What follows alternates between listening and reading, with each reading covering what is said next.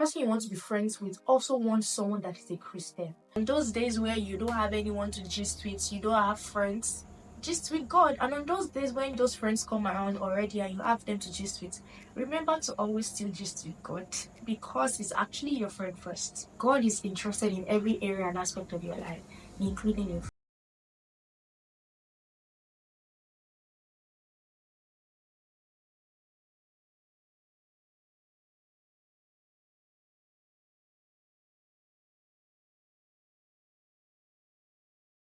I know how difficult making godly friends can be. Let's just say you just recently received the life of Christ, and amongst your other friends, you're the only one who has accepted the life of Christ, and it's not very difficult for you to even continue the friendship with these guys. Not because you do not like them, or not because your religion doesn't suppose that you should be friends with them, but because you realize that a lot has changed about you, and then there are just some things that you know that cannot work anymore. I cannot be doing this anymore. I cannot be friends with this set of people anymore. It's very much okay. It's very much okay to preach the gospel to your friends. In fact, go ahead to do that. Please go ahead and do that, right? But until then, or if you're in a situation whereby you're not able to preach to this set of guys, or maybe you have preached and still they haven't accepted the life of Christ, right? And you know as a believer that God did not design you, God did not create you to do life alone. He has the church for you. He has a church community for you. He has a believers community for you. And so in that believers community, you want to find your own set of guys, in quotes, right? So the first thing I would say you should do is join a good local church, right? You just accepted the life of Christ. You're new. You're a baby in this journey, right? It's a journey. You're a baby in it. So what you need to do first is find a good local church. I promise you that is going to help, because you're not just going to be sitting there, okay, I just accepted the life of Christ, I can just as well sit down and do nothing.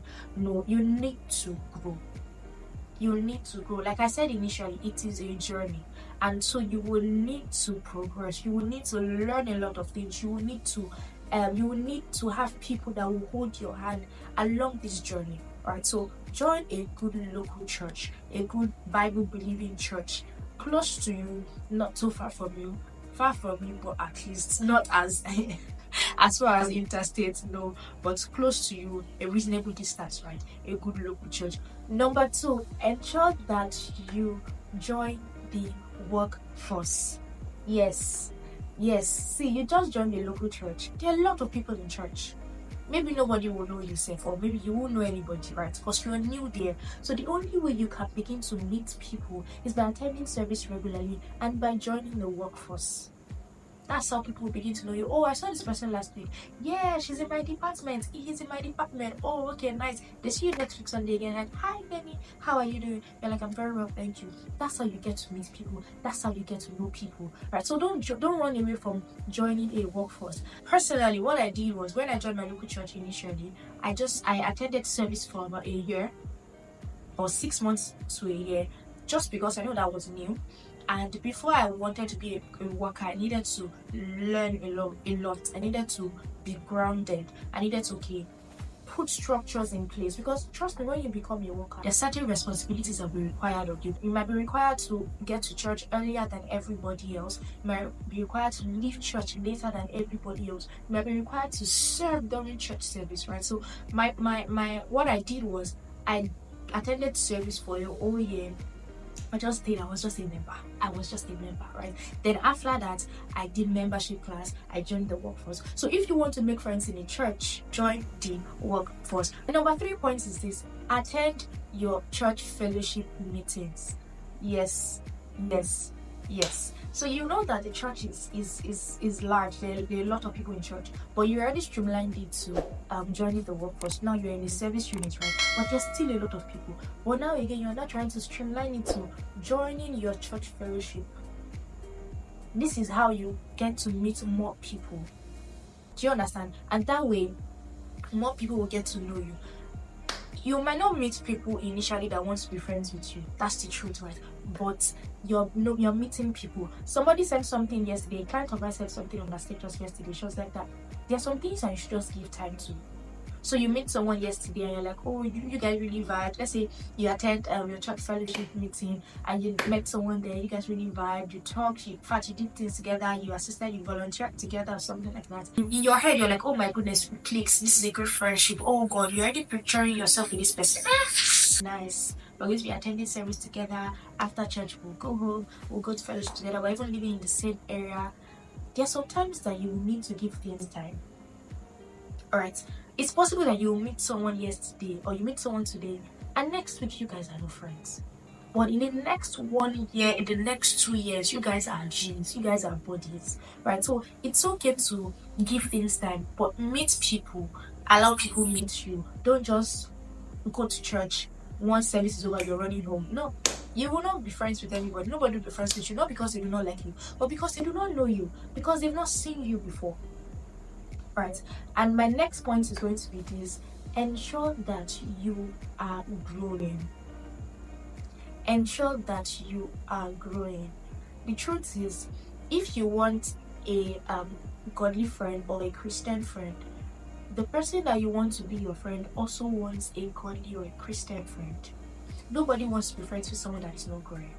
That's the truth. Nobody wants to be friends with someone that isn't active in church. They don't want to be friends with someone that isn't consistent.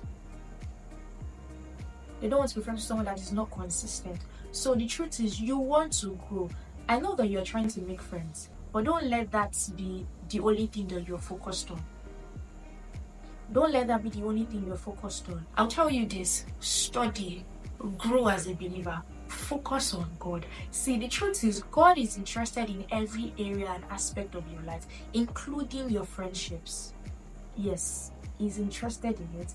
And so if you are just all up about I just want to make friends, let me go to church today. When I get to church, I think I'm going to say that close to where the choir is, because that girl is in the choir and I like her. I want her to be my friend. I want to be friends with her. Nah, the person might not even be noticing you. The person might not even want to be friends. Do you understand? So I would say that focus on your journey, focus on your Christian walk, focus on God. God is the main reason why you are here, not that friend, not that person. So focus on God. And the truth is, these friends will come along. They'll meet you along the way. They will join you when it's time. That's the truth. So be a worker. It's those things that you're doing that people will begin to see, oh, this person is a worker, she's diligent, she's consistent, she comes to church early, she's a good person, or she's a nice person, I think I want to be friends with her. These are the little things that people will see and they will want to be friends with you. Do you understand? So go about living your life the normal way you would, the normal way God will have you live your life. Right? Don't just be all about, oh, I want to be friends, I want to make friends, oh, I'm in church to make friends. No. Focus on God, focus on your growth. The person you want to be friends with also wants someone that is a Christian. They also want someone that is growing. They also want someone that will hold their hand whenever they need help. And then my final point, which is my fifth point, is pray about it. Yes, pray about it. I said initially that God is interested in every area and aspect of your life, including your friendships. So pray about it. It's not something to leave God out of. No. No. Pray about it. Tell God the kind of friends that you want. Speak it into existence. Speak to Him. Tell Him about it.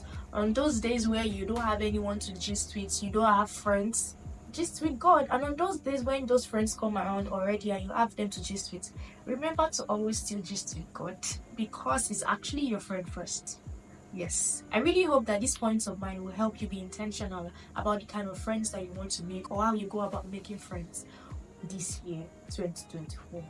Let me know if you learned something in the comment section, and if you have any other points, please drop it in the comment section. Someone might just need that extra point. Someone might just need that extra point. I myself might just need that extra point, right? Thank you so much, guys, for watching this video. Ensure that you let me know what you learned in the comment section. I will definitely be happy to read from you.